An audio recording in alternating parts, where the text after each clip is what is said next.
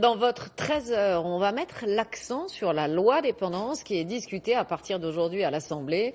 L'objectif, c'est de maintenir le plus longtemps possible les personnes âgées à leur domicile. On verra dans un instant avec Lorraine Gublin de quelles aides elles peuvent bénéficier. Mais d'abord, comment transforme-t-on l'intérieur d'un logement pour qu'il soit plus adapté, plus agréable à vivre? Ce sont les technologies de demain qui aident nos anciens. Reportage dans la Creuse, Mathieu Rapez, Camille Lemeur. Elle vient juste de fêter ses 80 ans.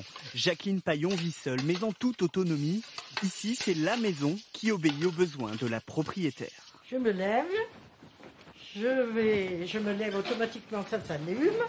Je traverse le palier, ça s'allume aussi.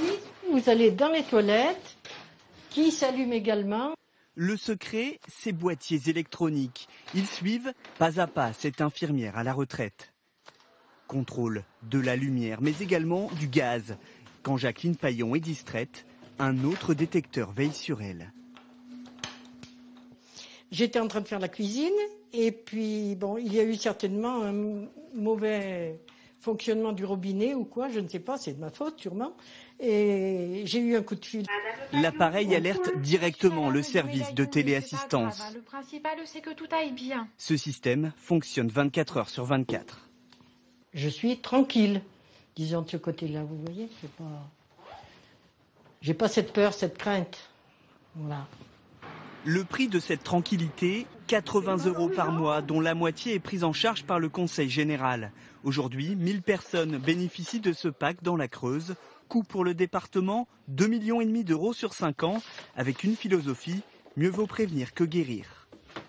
La chute entraîne bien sûr de la perte d'autonomie, mais aussi des coûts importants pour l'assurance maladie, puisque la plupart des chutes sont des chutes hospitalisées avec des séquelles importantes.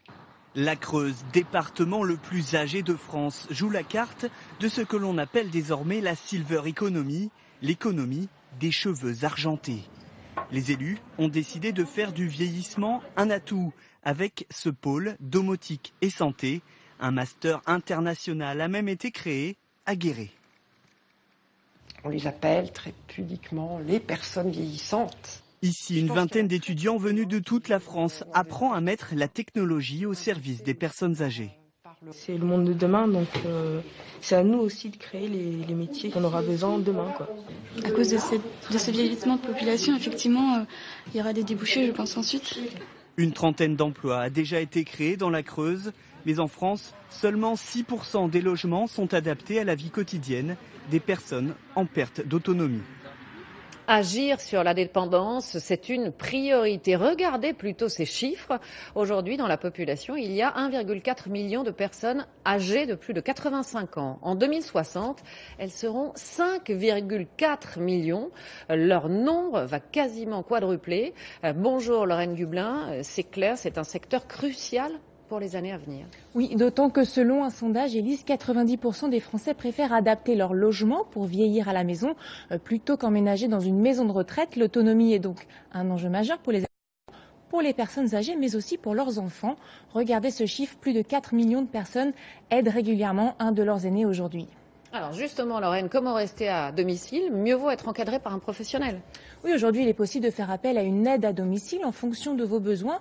Elle peut vous aider à vous laver, à faire le ménage. Elle peut aussi vous aider dans vos tâches administratives. En moyenne, ce service coûte 15 € de l'heure. Bien sûr, il existe des aides pour financer cet auxiliaire de vie, notamment l'APA, l'allocation personnalisée d'autonomie.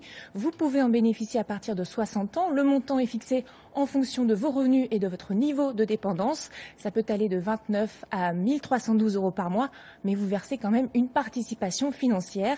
Enfin, si vous n'avez pas le droit à l'APA, souvent votre caisse de retraite peut financer cette aide à domicile. Lorraine, il y a aussi d'autres aides, mais cette fois pour aménager son logement.